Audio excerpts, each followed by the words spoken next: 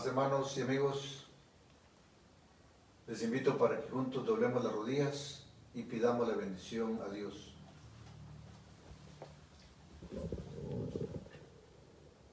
Padre Todopoderoso, ha llegado el momento de meditar en tu palabra y nuestra súplica es que nos ayudes, nos des entendimiento, un corazón dócil, que sea tu palabra la que hable, Señor, para que así fortalezcamos nuestra fe, aumente nuestra esperanza y se nos facilite también comprender y hacer tu santa voluntad. Porque todo esto te lo pedimos y te lo agradecemos en el nombre precioso de tu amado Hijo Jesucristo. Amén.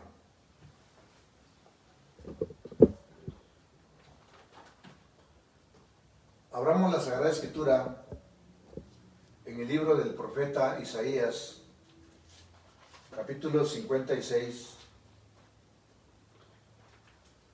Vamos a leer el versículo 6 y el versículo 7. Hermanos, se trata de una profecía. Una profecía en donde estamos involucrados la iglesia de Dios gentil. Leamos 6 y 7. Y a los hijos de los extranjeros que se llegaren a Jehová para ministrarle y que amaren el nombre de Jehová para ser sus siervos, a todos los que guardaren el sábado de profanarlo y abrazaren mi pacto. Yo los llevaré al monte de mi santidad y los recrearé en mi casa de oración. Sus holocaustos y sus sacrificios serán aceptos sobre mi altar, porque mi casa de oración, será llamada de todos los pueblos. Decimos que es una profecía.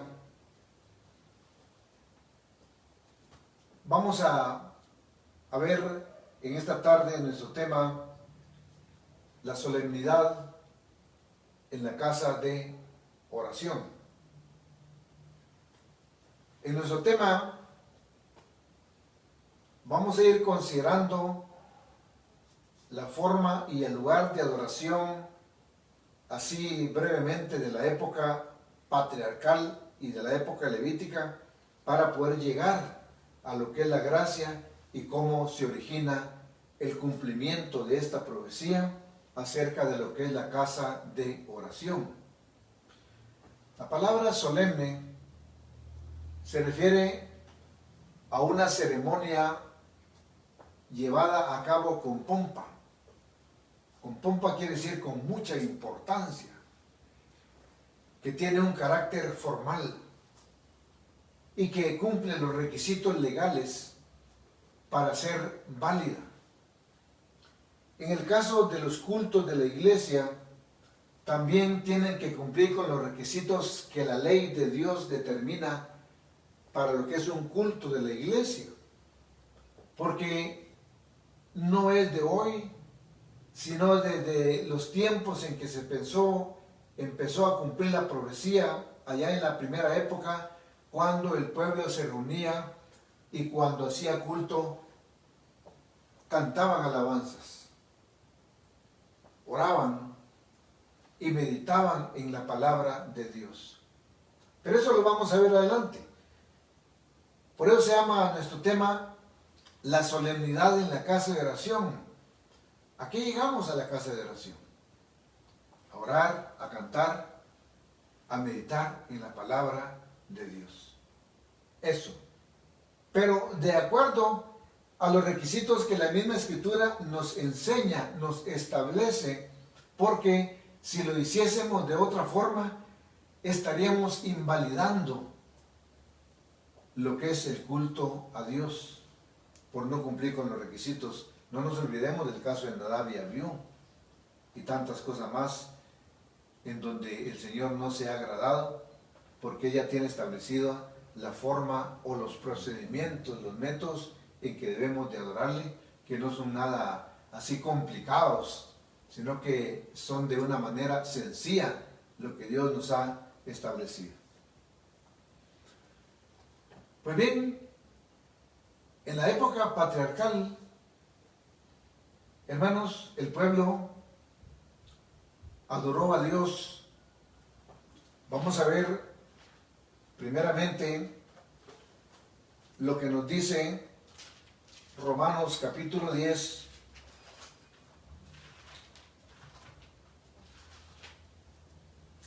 Romanos capítulo 10, versículos 24 y 25.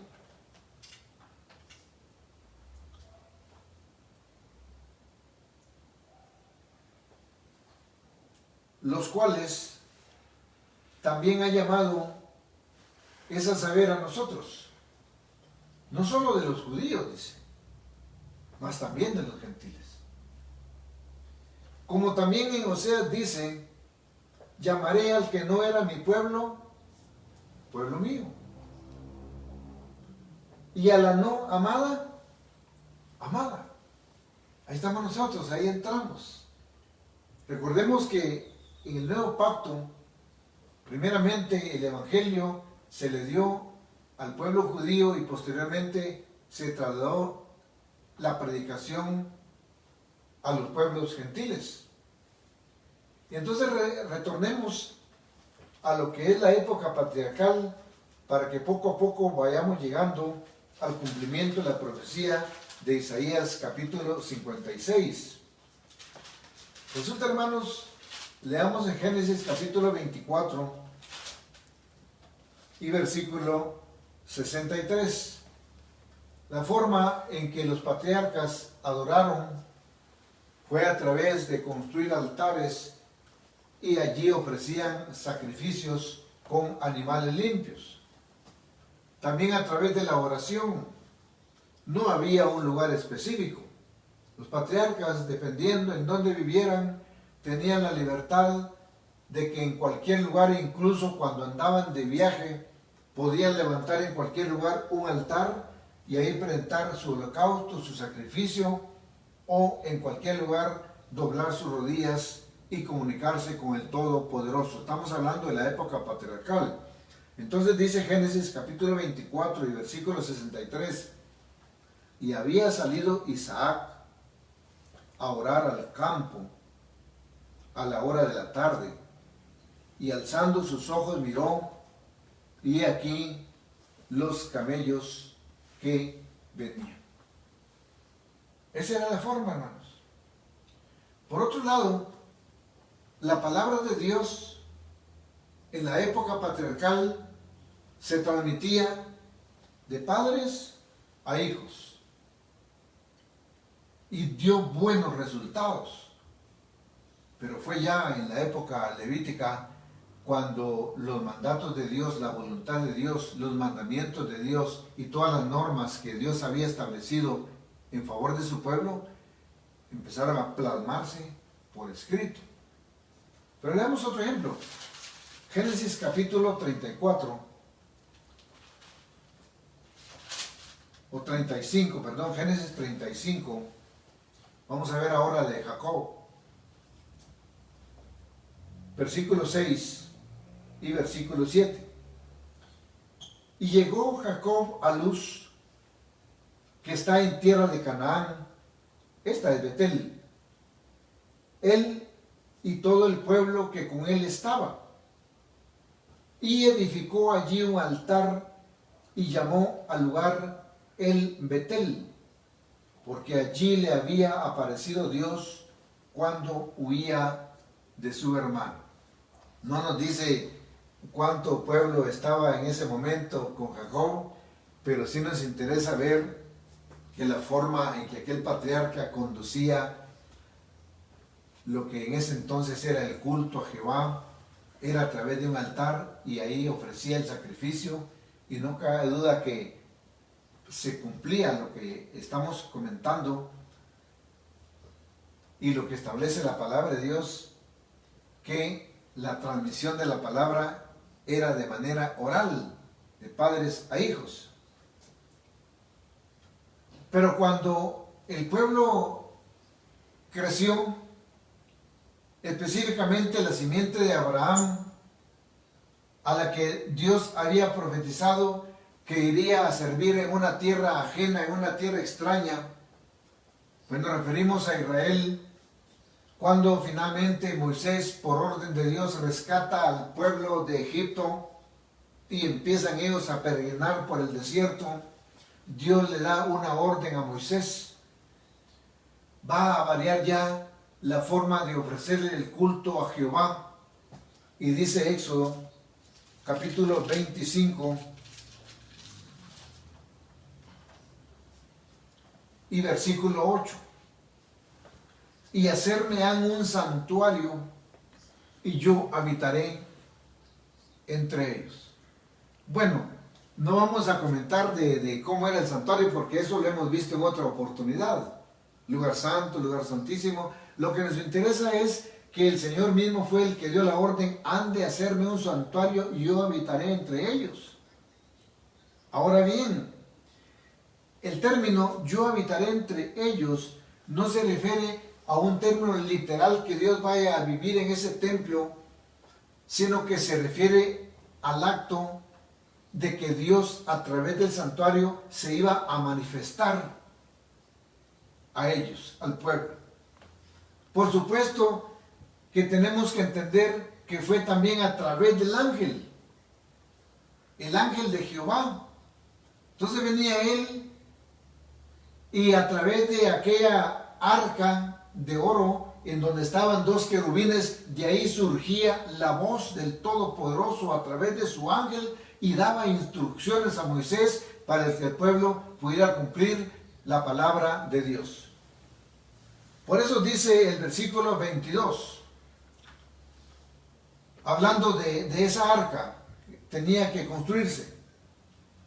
Y de allí, dice, me declararé a ti y hablaré contigo de sobre la cubierta de entre los dos querubines que están sobre el arca del testimonio, todo lo que yo te mandaré para los hijos de Israel. Y eso lo hicieron en los 40 años que anduvieron en el desierto. Pero posteriormente, hermanos, cuando el pueblo se asentó en la tierra de Canaán, ya en la época del rey David, entonces le surge, obviamente como inspirado por el Todopoderoso, le surge la idea a David: voy a construirle un templo al Todopoderoso. Y Dios la idea la halla muy buena. Sin embargo le dice: está bien, pero no vas a ser tú, David, va a ser tu hijo. Porque recordemos que en la ley ya Dios había previsto que el peregrinaje por el desierto iba a terminar, y entonces les dio esta instrucción. Deuteronomio capítulo 12 y versículo 5.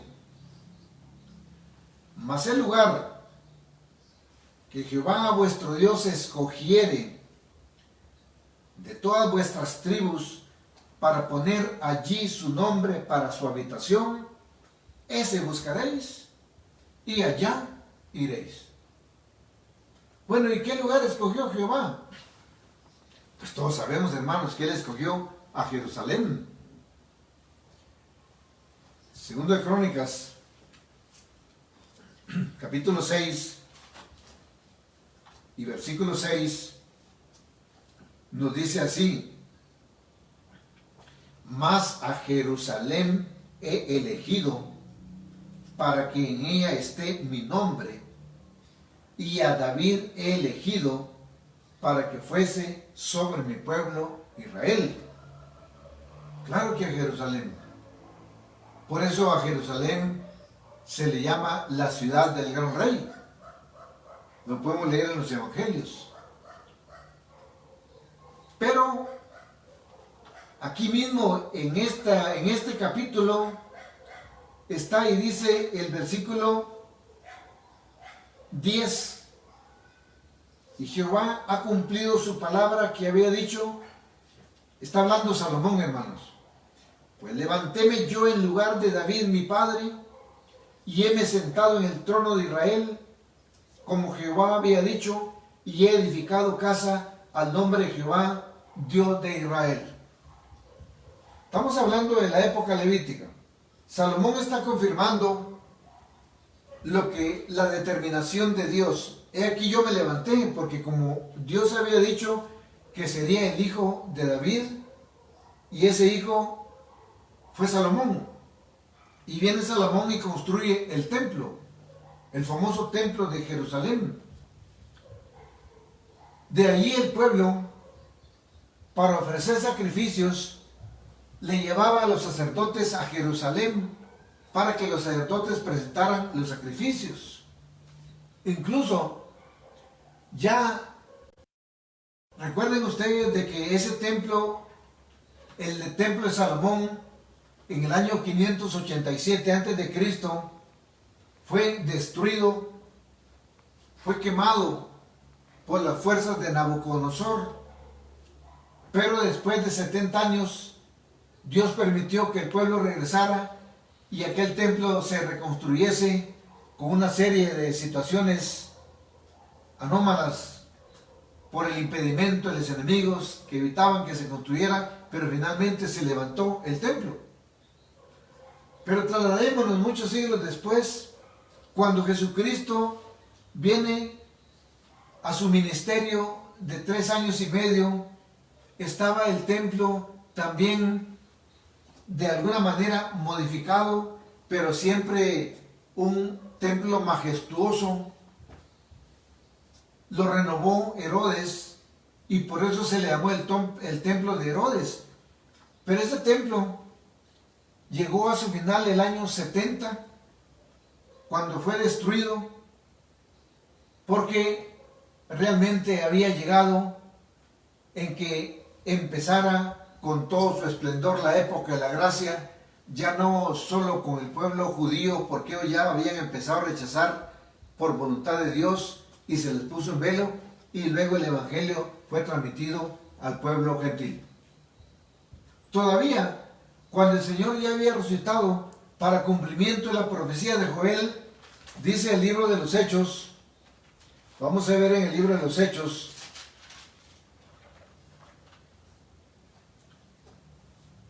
dice así, el versículo 14, habla el apóstol Pedro, esto sucedió en la fiesta de Pentecostés.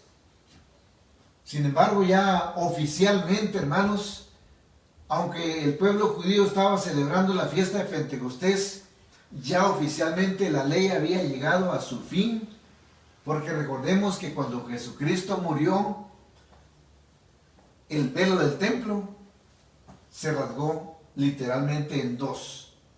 Ahí llegó a su fin la ley levítica. Pero dice Pedro, en el versículo 14, entonces Pedro, poniéndose en pie con los 11, alzó su voz y hablóles diciendo, varones judíos, y todos los que habitáis en Jerusalén, esto sea notorio y oíd mis palabras. ¿Por qué en Jerusalén? Porque esa era la orden que Dios le había dado al pueblo. Ahí se había construido el templo. No había otro lugar en Israel donde el pueblo pudiera acudir para adorar a Dios.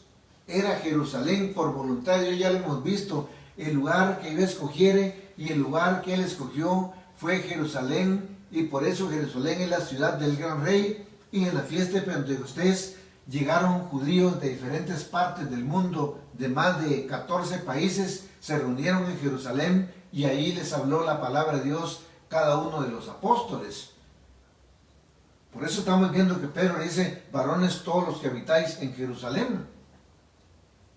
Eso fue, estamos ya cayendo a la época de la gracia. Pero, como estamos viendo que ya hay un periodo de transición cuando Cristo vino y especialmente cuando Él murió y resucitó, ese periodo de transición sigue haciéndose más notorio hasta la destrucción del templo en el año 70.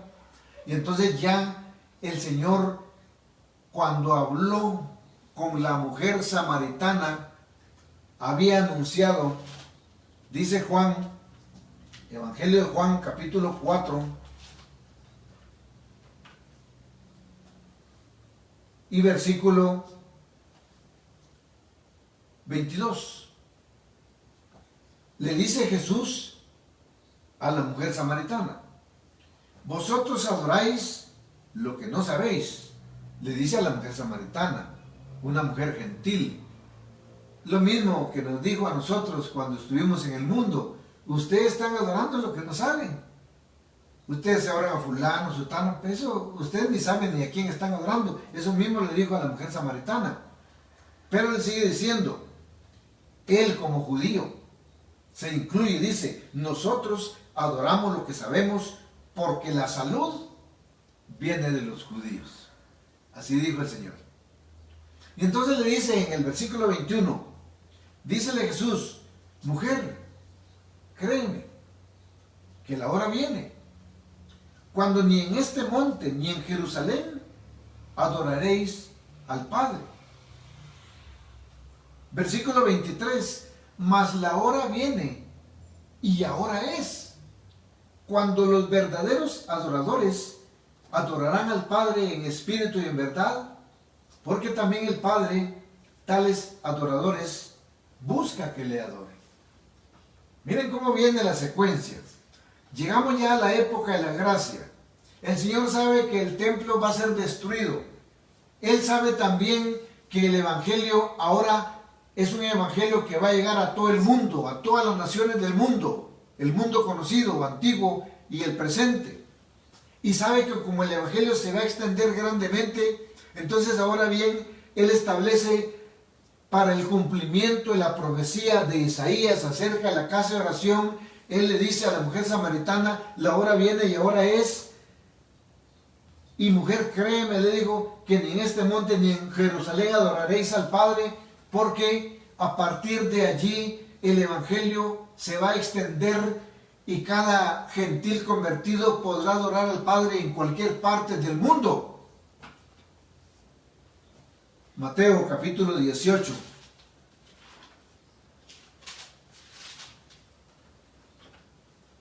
Dijo el Señor, versículo 20. Mateo 18 y versículo 20. Porque donde están 2 o 3 congregados en mi nombre, ahí estoy, dice, en medio de ellos.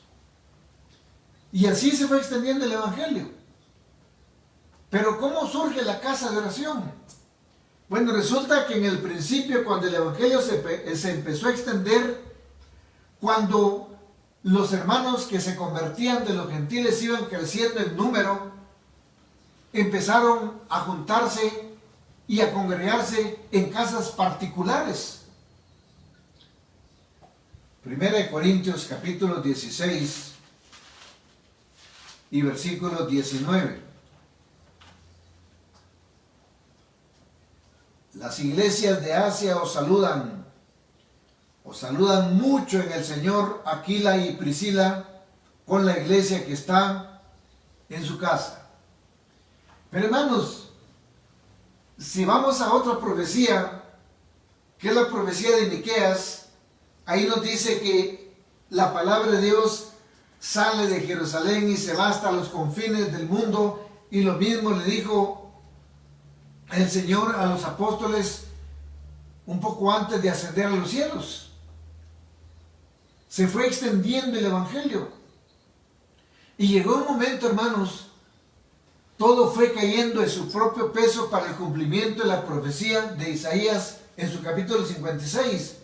Porque llegó un momento en que las iglesias fueron creciendo. Tenemos el caso de la iglesia de Corinto, la iglesia de Colosa, la iglesia de Esmirna, la de Teatira, la de Pérgamo, la de Filadelfia, la Odisea, cuántas más. Y entonces cayó de su propio peso, que cuando la iglesia fue creciendo en número, pues ya hubo necesidad de construir algo específico para que el pueblo se juntara y adorara a Dios. En ese momento, cuando la iglesia empezó a crecer, no vamos a decir que la iglesia se volvió numerosa en cada lugar. No, siempre ha sido un pueblo moderadamente pequeño, pero ya sintieron la necesidad de tener un lugar específico donde juntarse y orar a Dios, y surge la casa de oración. Porque mi casa, dijo el Señor, casa de oración será llamada de todos los pueblos. Pero también esa casa de oración, cuando se empezó a construir, estamos hablando de casas de oración que el pueblo construía dependiendo del número, como también dependiendo de la condición económica de cada iglesia. Habrá iglesia, y aún lo sigue habiendo en la actualidad, una iglesia pequeña, donde no hay mayor economía, el pueblo construye una casa sencilla. Pero habrá otro lugar donde hay más recursos y es más numeroso el pueblo, donde se puede construir un templo relativamente de lujo. O sea, no dejó norma el Señor para la clase de construcción de lo que sería la casa de oración, porque no interesaba tanto la estructura física de la casa de oración, sino que interesa más lo que es la solemnidad en la casa de oración. Y no le estamos restando importancia al hecho de que un pueblo pueda construir un templo bonito, porque también sería contraproducente y sería en contra de la voluntad de Dios que un pueblo ya reunido con capacidad económica para construir una bonita casa de oración prefieran hacer una casita muy sencilla, porque no iría acorde a lo que el pueblo puede. Recuerden que el evangelio ahora es un evangelio de conciencia. Ya nos está obligando, no nos obliga el Señor, pero es un evangelio en donde cada quien va a poner, como dice el apóstol Pablo escribiendo a los Corintios, Dios ama al dador alegre.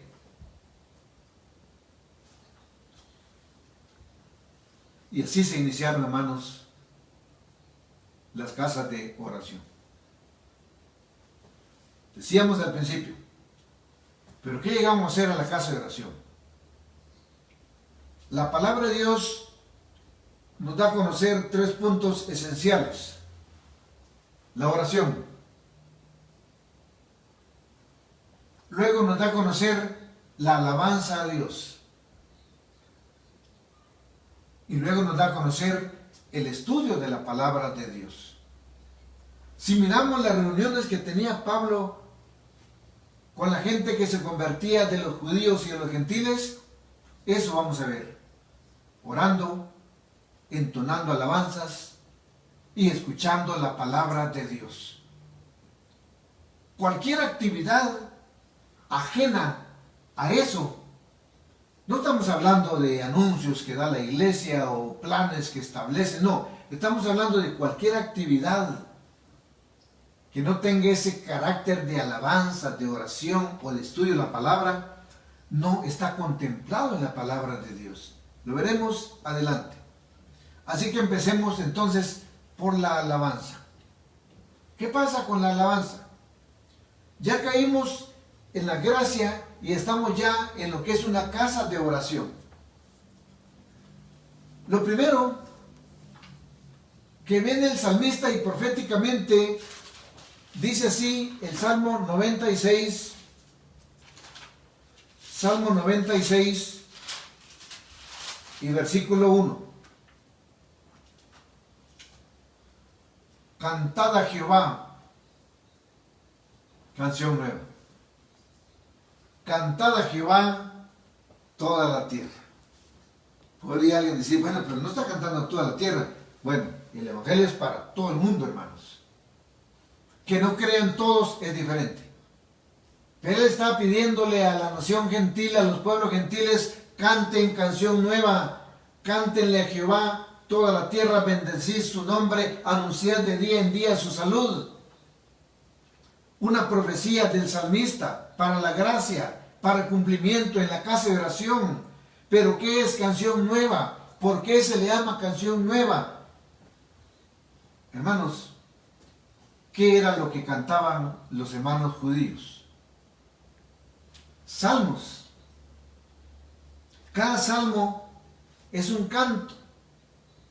Además de constituir una inspiración divina que contiene doctrina, que contiene profecía, que contiene simbolismo, que contiene parábolas, que contiene de todo. Además de eso, es un canto. Cada salmo es un canto. Esos salmos los cantaba el pueblo judío, pero ¿cómo los entonaban? Porque resulta de que había gente entre los levitas que había sido seleccionada exclusivamente para tocar diferente clase de instrumentos, y estamos hablando de una serie de instrumentos, un rango bastante amplio, instrumentos que muchos existen y muchos otros dejaron de existir. Tal vez los que podríamos mencionar nosotros, que menciona la Escritura, es el arpa. Pero había una serie de instrumentos, hermanos. Pero ¿cómo lograba el pueblo judío armonizar toda una gama grande de instrumentos? Pues lo hacían de una manera armoniosa y perfecta, porque eran profesionales en lo que habían aprendido. Pero hoy es difícil, hermanos. Incluso encontrar un pueblo que tenga esa capacidad es muy difícil. Y canción nueva, precisamente porque no se conoce voluntad de Dios, pero nadie conoce cuál era la música como cantaban los hermanos judíos. Nadie puede decir, el salmo tal se cantaba de esta manera, este otro de esta manera. No sabemos cuál era la solfa, cuál era la nota, cuál era la música de un salmo. Y entonces viene y caemos a la gracia y llega el evangelio del pueblo gentil, y entonces se tiene que cumplir lo que dice el salmista: cántenle a Jehová canción nueva. Y es lo que hacemos. Pero esa canción nueva, hermanos, en la que la mujer nos ha ayudado, igual que la mujer que se refiere a las congregaciones sectarias y lo que se refiere a Roma por voluntad de Dios, nos han ayudado, porque por ejemplo la Sagrada Escritura, la mayoría las edita la Iglesia Católica.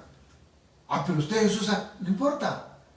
Cuando Dios quiere ayudar a su pueblo, puede usar al mismo Satanás. O cuando Dios quiere castigar a su pueblo, usa al mismo diablo. Así que no nos asombremos. Él dio la orden. Al final dice la Escritura que el mundo es de Jehová, y no solo el mundo, sino también todos los que en él habitan. Y ha sido voluntad de Dios que ya que las sectas y Roma pregonan mentira, pues que contribuyan con la iglesia. Y aquí está la Sagrada Escritura, ahí están los himnos. Pero la iglesia de Dios tiene el cuidado para cumplir la palabra de Dios en cuanto al canto, que el canto cumple el requisito de que no atente contra la doctrina de Jesucristo. Si ustedes examinan el himnario, cada himno lo cantamos con libertad, lo cantamos con confianza, porque armoniza con la doctrina del Señor. Pero además de que es una canción nueva, también nos pide el Señor un requisito para que el acto sea solemne dentro de la casa de oración, en el culto de la gracia. Porque eso llegamos a la casa de oración, a adorar a Dios. No nos olvidemos de eso, a adorar a Dios. Ya vimos la forma en que adoraron los patriarcas, la forma en que adoraron el pueblo de Israel en el desierto y luego en Jerusalén, y ahora en la gracia, la casa de oración, donde quiera que se encuentre, es un lugar en donde el pueblo acude a adorar a Dios. Pero hay otro aspecto importante, y dice así el Salmo 100 y versículo 1: cantad alegres a Dios, habitantes de toda la tierra. Volvemos a ver, va, que la invitación es para todos, pero para su iglesia, cantad, ¿cómo? Alegres. Él no aceptaría un canto triste. Una cosa es un himno de consagración que tiende a ser así espiritual, como que fuera triste. No, estamos hablando a la actitud, al ánimo del miembro. Tiene que cantarle alegre al Todopoderoso, porque cada vez que canta es una muestra de gratitud, de agradecimiento al Todopoderoso por rescatarnos de las tinieblas para llevarnos a la luz. Cantad alegres, dice el Señor. Pero, además de cantar alegres, el canto de la iglesia se debe distinguir por seguir una secuencia lógica. O en otras palabras, que lo que yo estoy cantando junto a los demás hermanos no se vuelva una rutina y al final no sepa ni por qué estoy cantando, ni por qué estoy diciendo lo que dice el himno, sino que el Señor a través del apóstol Pablo nos pide que ese himno sea hecho con raciocinio. Primero los Corintios, capítulo 14 y versículo 15. Que pues, oraré con el Espíritu, mas oraré también con entendimiento. Cantaré con el Espíritu. De momento quedémonos ahí. Cantaré con el Espíritu. ¿Qué quiere decir? Cantaré con vida, con ánimo, con sentimiento. ¿Estamos de acuerdo? Ahí vamos bien. Pero nos pide algo más la palabra de Dios. Más cantaré también con entendimiento. O sea, ¿qué estoy cantando? ¿Por qué me pide Dios que el himno lo entone con entendimiento? Hermanos, no nos olvidemos que cada vez que cantamos, el himno tiene un objetivo o tiene un propósito. Puede ser que el himno sea una solicitud a Dios. Puede que sea una promesa al Todopoderoso. ¿Recuerdan ustedes cuando entonamos un himno que dice, yo quiero vivir, yo quiero morir por Cristo? Esa es una promesa que le estamos haciendo hasta donde estamos dispuestos a llegar por Él. O una petición que le hacemos al Todopoderoso, como cuando cantamos, oh Señor, recíbeme cual soy. O bien le estamos dando una gratitud por la vida que nos da, o le estamos haciendo una promesa, yo quiero trabajar por el Señor. Entonces por eso dice, mas cantaré también con entendimiento. La iglesia de Dios, a través de la Sagrada Escritura, norma la forma en que el pueblo debe comportarse en la casa de oración. El himno debe ser alegre, de acuerdo. Con entendimiento, totalmente de acuerdo, está amparado por la palabra de Dios. Con escándalo, no, hermanos, eso no. Por eso nunca escucharán ustedes que en la iglesia cantemos con escándalo, con gritos. El canto es armonioso. El grito es escandaloso. El canto armonioso agrada a Dios. El grito escandaloso ofende a Dios. Porque aunque no sepamos de música, pero el hecho de que cantemos con entendimiento y con el corazón o con el Espíritu, eso implica que el mismo Espíritu de Dios va a depurar ese himno para que llegue agradable ante el trono del Todopoderoso. No podemos cantar con escándalo, simplemente porque la palabra de Dios no nos enseña de esa manera. Pero vamos a seguir, hermano, porque no solo se trata de canto. Ahora vamos a ver lo que es el estudio de la palabra de Dios. No podemos hacer un culto y que falte la predicación. Eso no se puede. Es la parte central del culto. ¿Qué pasó cuando el Señor Jesucristo llegó al templo? Lo primero que hizo fue tomar el libro del profeta Isaías. Un culto tiene que tener la parte central, que es la predicación, la enseñanza de la palabra de Dios. Y eso porque el mismo Señor nos lo enseñó. Dice Evangelio de Juan en su capítulo 5. Evangelio de Juan capítulo 5. Fíjense que cumplir estas normas es precisamente el que un acto o nuestra presencia en la casa de oración sea solemne, sea con pompa, sea legal, conforme a la palabra de Dios. Entonces leamos lo que dice Juan 5:39. Escudriñad las Escrituras, porque a vosotros os parece que en ellas tenéis la vida eterna, y ellas son las que dan testimonio de mí. ¿Cómo voy a aprender la palabra de Dios cuando llego a la casa de oración? Bueno, muy sencillo. El sabio nos da la pauta y cómo hacer para que aprovechemos al máximo nuestro tiempo cuando se trate de escuchar la palabra de Dios. Eclesiastés, capítulo 5. Libro del sabio, Eclesiastés capítulo 5, y vamos a leer el versículo 1. Cuando fueres a la casa de Dios, guarda tu pie, y acércate más para oír que para dar el sacrificio de los necios, porque no saben que hacen mal. Aclaremos el sentido del versículo. Acércate más para oír. No necesariamente literal que tengo que irme hasta el frente para oír mejor. No se trata de eso.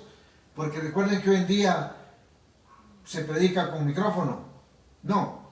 Lo que el sabio está dando a entender es, concéntrate. Pon toda la atención en el mensaje que va a dar el predicador, en los versículos que va a leer. Es posible que no se te queden todos los versículos del tema que va a dar el hermano, pero sí es muy posible de que se te quede uno o dos versículos, y ante todo el sentido del mensaje, porque vas a poner atención, voy a poner atención, vamos a poner atención. Y el hecho de que entendamos el mensaje, eso nos va a permitir que se facilite el cumplimiento para hacer la voluntad de Dios, que se nos facilite el enfrentarnos a la prueba o a la tentación, que se nos facilite avanzar aunque vemos obstáculos. ¿Por qué? Porque cada vez que vamos a escuchar un mensaje a la casa de oración, también se están cumpliendo las palabras de Jesucristo, quien dijo: yo soy el pan de vida. Y el Señor comparó, porque a través del salmista dice que el pueblo comió pan de nobles, el maná. Nunca faltó el maná. Y la palabra de Dios nunca debe de faltar en la mesa simbólica de la iglesia, porque representa el momento en que el predicador, el ministro, el diácono obrero pasa y da un mensaje. Ahí está el pan, ese pan al que estamos acostumbrados, porque está fundamentado totalmente en la Sagrada Escritura. Pero eso ¿qué hace con nosotros? Nos alimenta, nos hace fuertes, nos fortalece, permite que nuestra fe se le dé mantenimiento, que nuestra esperanza también, es más, hasta permite que haya crecimiento en nosotros. ¿Por qué? Por esa atención que estamos poniendo. Por eso el sabio fue claro cuando dijo: acércate más para oír. Relativamente, lo que estamos en la casa de oración es muy poco, hermanos. Es muy poco. Tenemos suficiente tiempo para hablar, para platicar, para hacer planes, para pensar en los negocios. Pero cuando estamos en la casa de oración, tenemos que estar concentrados, con respeto, hermanos, con temor a Dios, no por respeto al mayordomo, no por respeto al hermano. No, si Dios se tratara, estaríamos mal. No, por respeto a Dios. Pero el que le está predicando es un hermano que ni sabe leer. No lo haga por el hermano que apenas lee. O no lo haga por el hermano que le cae mal. No, yo y usted debemos de hacerlo, porque la casa de oración, dice la Sagrada Escritura en la profecía: mi casa de oración será llamada de todos los pueblos. Y entonces, en el momento en que yo ingreso a la casa de oración, estoy entrando a la casa del Señor, desde donde Dios va a permitir que la verdad se transmita al pueblo. Es entonces por respeto al Todopoderoso que tenemos que poner mucha atención. La casa de oración no es para contar chistes. La casa de oración es para concentrarnos totalmente. Veamos un ejemplo. Nehemías 8, libro del profeta Nehemías, capítulo 8. Y vamos a leer el versículo 8. Nehemías 8:8. Esto es cuando Esdras está explicándole al pueblo acerca de la ley de Dios. Y dice así. Leamos desde el versículo 6 para que veamos la solemnidad. Bendijo entonces Esdras a Jehová, Dios grande, y todo el pueblo respondió, amén, amén, alzando sus manos, y humillaronse y adoraron a Jehová, inclinados a tierra. O sea, oraron, hermanos, como lo hace la iglesia en la actualidad, que antes de oír la palabra de Dios, dobla sus rodillas. Porque no es palabra de hombre. Y dice el versículo 8, y leían en el libro de la ley de Dios claramente, y ponían el sentido, de modo que entendiesen la lectura. Qué ejemplo tan bello, hermanos, que es ponerle sentido. ¿Acaso la gente del mundo no le pone sentido a lo que hace, hermanos? ¿Por qué un joven del mundo sale una canción nueva y casi en el mismo instante se la aprende con todo el sentido? ¿Y acaso no es lo mismo que cuando leamos la palabra de Dios, pongámosle todo el sentido para poder entenderla? Yo voy a volver a leer este versículo. Dice, y leían en el libro de la ley de Dios claramente y ponían el sentido de modo, dice, que entendiesen la lectura.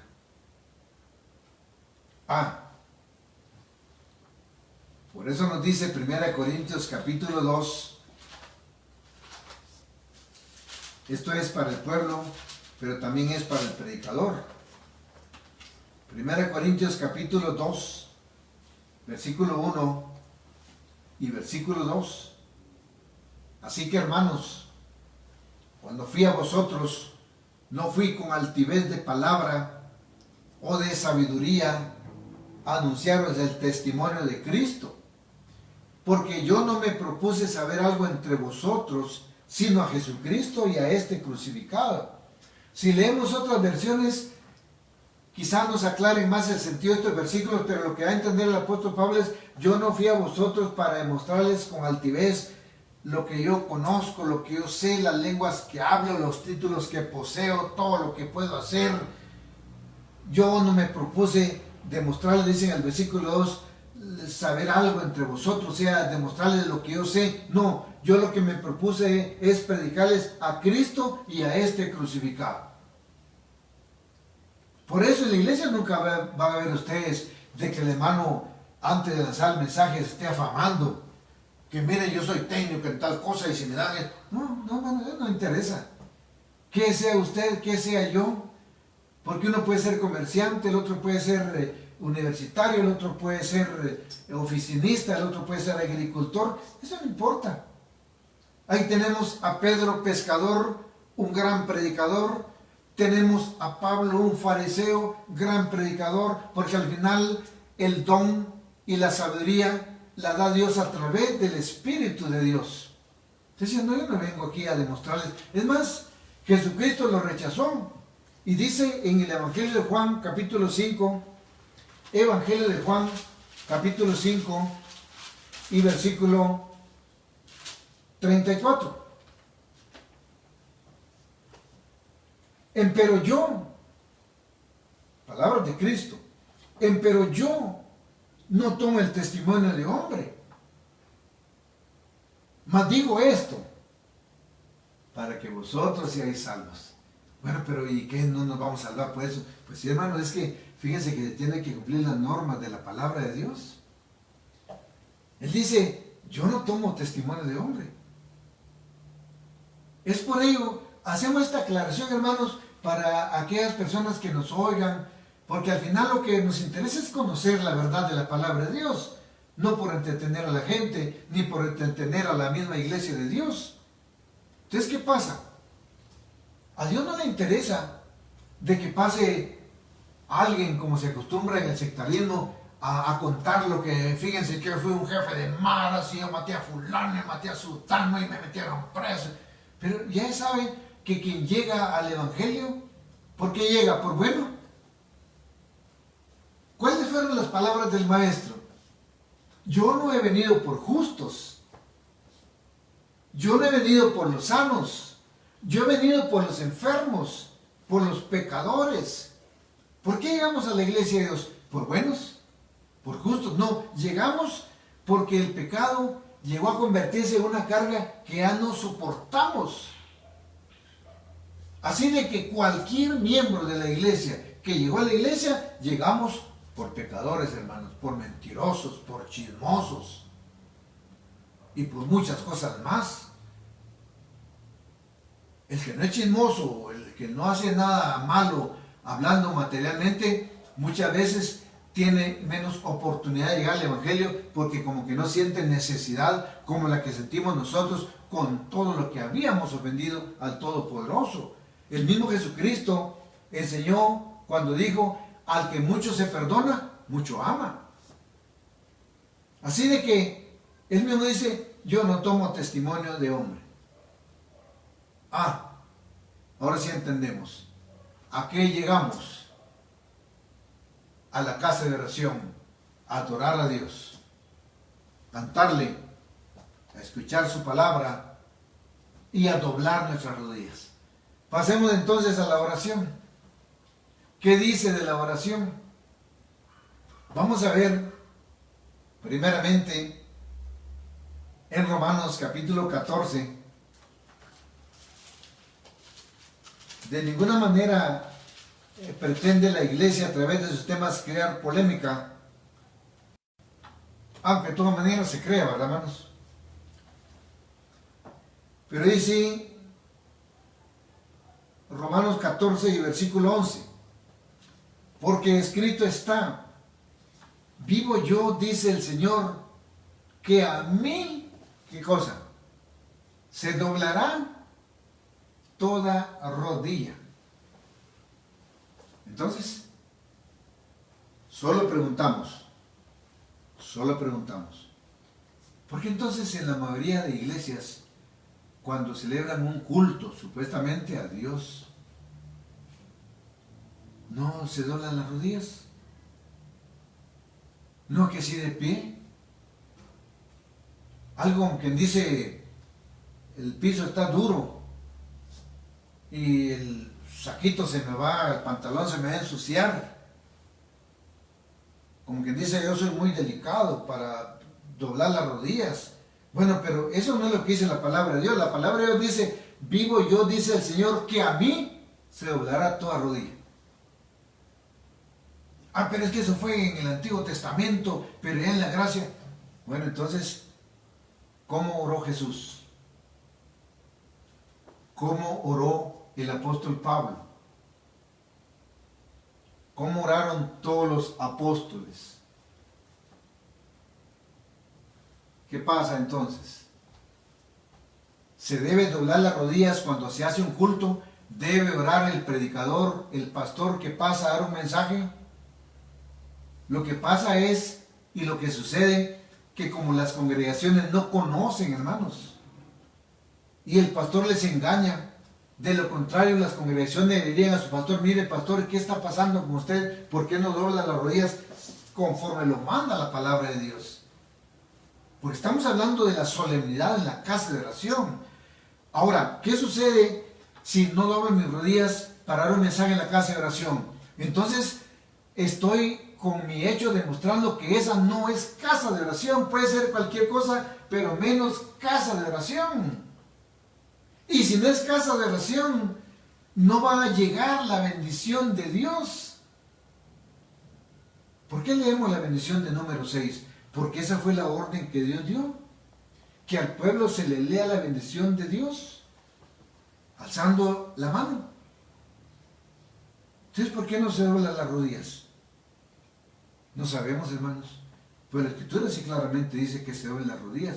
Es más, 1 Corintios capítulo 14, vamos a ver acerca de la oración, porque es parte de la solemnidad con la que debemos de actuar estando en la casa de oración. ¿Qué pues? Dice. Pregunta, ¿qué pues? Oraré con el Espíritu. O sea, oraré con sentimiento, oraré con mucho amor, oraré con pasión si ustedes quieren, pero eso sí, más oraré también con entendimiento. ¿Qué significa esto? Bueno, yo estoy orando con pasión, con amor, pero no doblo mi rodilla, Señor, yo te pido que y estoy haciendo un montón de muecas. Hermanos, ¿qué me dice la palabra de Dios? Proverbios 28. Proverbios capítulo 28 y versículo 9. El que aparta su oído para no oír la ley, su oración también es abominable. No la va a escuchar Dios. Porque ¿qué somos? Cristianos. Oh, correcto, somos cristianos. ¿Qué quiere decir cristiano? Seguidor de Jesús. Lucas 22, 41. Lucas 22, 41. ¿Qué nos dice Lucas 22, 41? Y como llegó, 41. Y él se apartó de ellos como un tiro de piedra y puesto de rodillas, oró. ¿Y qué le dijo Cristo a sus apóstoles? Y después le dijo a los apóstoles que lo que él les decía en secreto lo transmitieran en público a todo el mundo hasta llegar a nosotros. Evangelio de Juan, capítulo, ahorita les doy el versículo de Evangelio de Juan, capítulo 13 y versículo 15, y con esto concluimos, hermanos. Dice así: porque ejemplo os he dado para que como yo os he hecho, vosotros también hagáis. Orar correctamente, cantar alegres con entendimiento y escuchar el mensaje de la palabra de Dios es parte de la solemnidad en la casa de oración. Que Dios bendiga su palabra, hermanos. Vamos a hablar las rodillas y luego, con toda reverencia, escucharemos la bendición de Dios. Oremos, hermanos. Padre Todopoderoso, te agradecemos por darnos la oportunidad de transmitir el mensaje de tu palabra, y por ello te pedimos que tú bendigas este mensaje y que pueda penetrar en lo profundo del corazón y de la mente de quienes lo han escuchado y de quienes posteriormente lo escucharán. Porque la idea, Señor, la intención que tú tienes acerca de tu pueblo y acerca del mundo, es que aún hay esperanza para todos aquellos que estamos entre los vivos, para poder enderezar nuestros caminos y ser partícipes de aquel reino glorioso que se avecina. Gracias, Señor, y te pedimos que si te hemos ofendido, tengas misericordia y nos perdones. En el nombre precioso de nuestro Señor y Salvador Jesucristo. Amén. Leo la bendición, hermanos. Jehová te bendiga y te guarde. Haga resplandecer Jehová su rostro sobre ti y haya de ti misericordia. Jehová alce a ti su rostro y ponga en ti paz. Paz, hermanos y amigos.